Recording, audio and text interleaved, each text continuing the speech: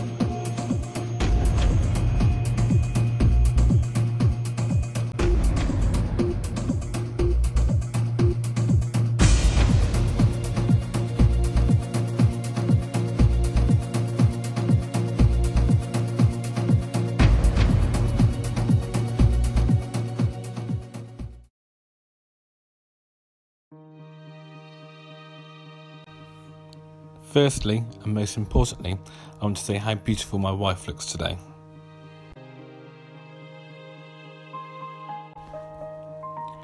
How do I know that at the time of writing this speech, you ask? Well, quite simply, she's beautiful every day. So with the assistance of 4 bridesmaids and Caroline getting Beth ready this morning, I am certain she looks even more beautiful.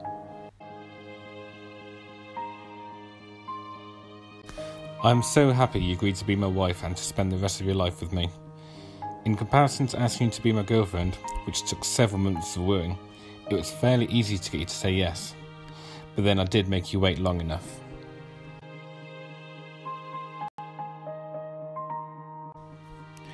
I am so proud to be your husband and even prouder to call you my wife. I can't wait to spend the rest of our lives together and see what the future holds in store for us. If the last 5 years are anything to go by, then I'm certain we have many exciting times and adventures ahead of us.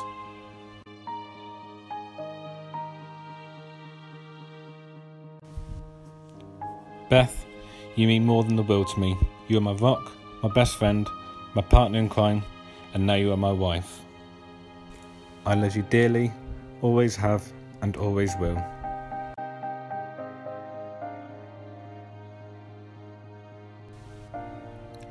I am overwhelmed by how many of you came today, and I want you to know how much my wife and I appreciate you all being here to share this day with us. Special thanks to my younger brother Alex, who wins the award for furthest distance travelled, who has come all the way from Sydney after emigrating 4 years ago, and also thanks to Jigger, who has flown over from Germany.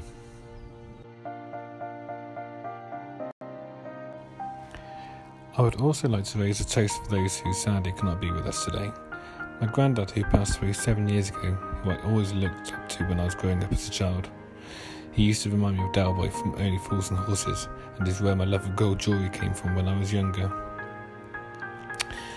Also, Beth's dad, Paul, who I never had the pleasure of meeting as he lost his battle with leukemia just 2 months before I met Beth. However, I have heard a lot about him, and I am certain he would be so proud of the woman that my wife has become today. Could I ask you all to stand and join Beth and I to toast those who are gone but not forgotten?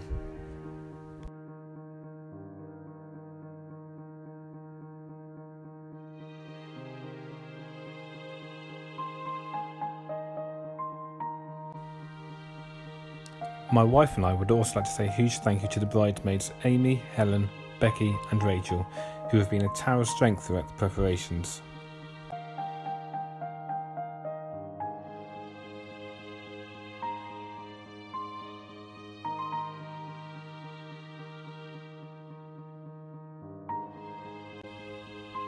A special thank you also goes to Amy, Beth's maid of honour and sister, who are here arranging an incredible hen do for Beth, all whilst nursing her newborn baby Constance. Not to mention slaving over the oven for the last few days to bake our incredible wedding cakes. Thank you, Amy. But they've all been wonderful today and leading up to the wedding. Ladies and gentlemen, please raise your glasses. I give you the bridesmaids. My wife and I would also like to say a massive thank you to my best man Sam, ushers Dave, Ricky and James, and my usheress Claire. Thank you all for ensuring I made it here in time, keeping my nerves at bay, for your help leading up to this day and today itself. I couldn't have done it without you and your support. Ladies and gentlemen, please raise your glasses for the ushers and usheress.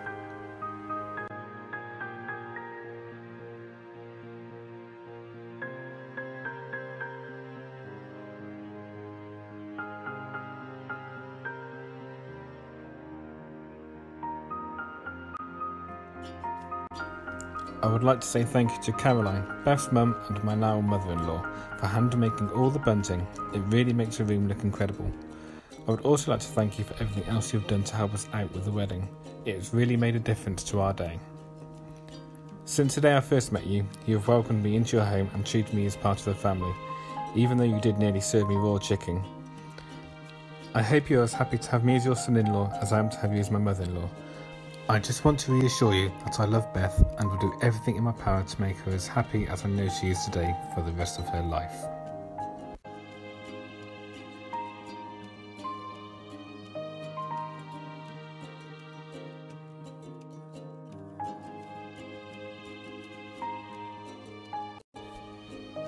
Mum, Dad, now, I know I've been far from the easiest child to bring up and that I've put you through hell at times. You may have felt like giving up on me on occasions, but I'm so thankful that you stuck it out. 10 years ago, I could only dream of being in the position that I am now, and without you, none of it would have been possible.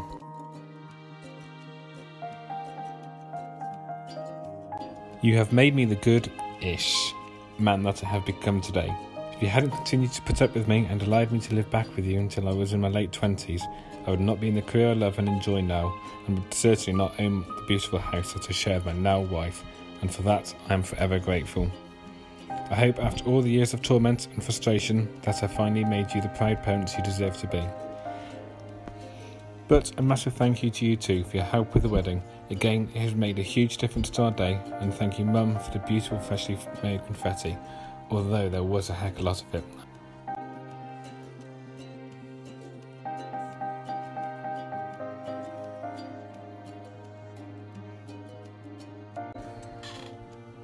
Away from the family and friends now, I would like to say a huge thank you to Sandy, our superb wedding coordinator.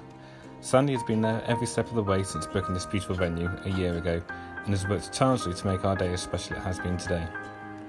Beth and I have both been thinking that something must be wrong over the last few months leading up to today, as neither of us have really been stressed or flapping about, although I can't talk for Beth this morning. But all that is because Sandy has had everything in hand from day one and she's always there with an answer to our questions. Sandy, you've been absolutely amazing and so helpful, so on behalf of my wife and I would like to say thank you.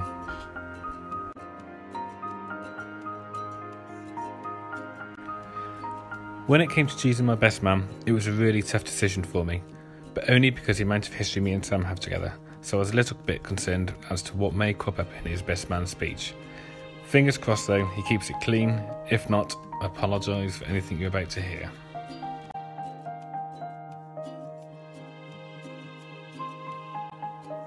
Sam and I have had some incredible times together over the years. We have worked together, studied together, lived together, partied together, and now we're turning from young, mindless bucks into aging, sensible bucks together.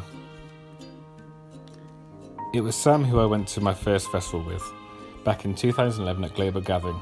which ultimately led to my enjoyment of many other festivals and gigs I've been to since, and not to mention the theme of our wedding today.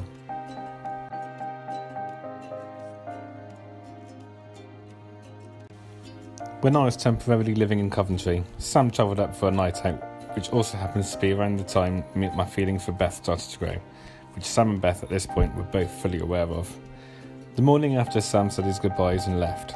Moments later he came back into the house and pulled Beth to one side. Now, I don't know whether it was to warn her off, trying to win her over for himself, or to protect me, but to this day I do not know what he said, but knowing Sam, and if I had to put my money on it, I'd bet on the latter. Whatever you said though, Sam, it certainly worked, as she is now my wife. Now, that is what you call a good wingman.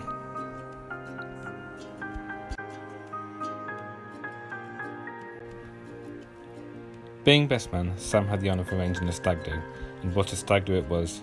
I was a little nervous as to what was planned and what obscene situations I'd be placed in, but it's safe to say though, Sam knows me incredibly well and knows what my boundaries are. Although I did have to wear some quite obscene clothing throughout the day. I just want to say thank you to Sam for arranging it, thanks to Jiggo again for flying all the way from Germany to London so he could fly back out to Estonia with us. And of course, thanks to the rest of the young bucks that came along. You all made it one to remember. Whether it be the Lion King,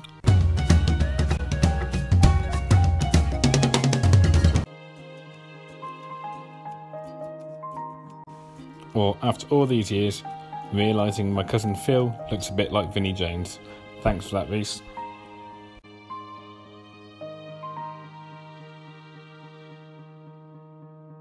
Thanks for all you have done over the many years. I'm glad you're there by my side early this afternoon to support me, as you always have done. I will now grudgingly pass over to Sam for his best man speech. However, before he does, I would like Sam to open the bag by his feet and embrace what's within whilst he is doing so. Thank you all for listening, and hope you didn't mind too much that I didn't get up myself.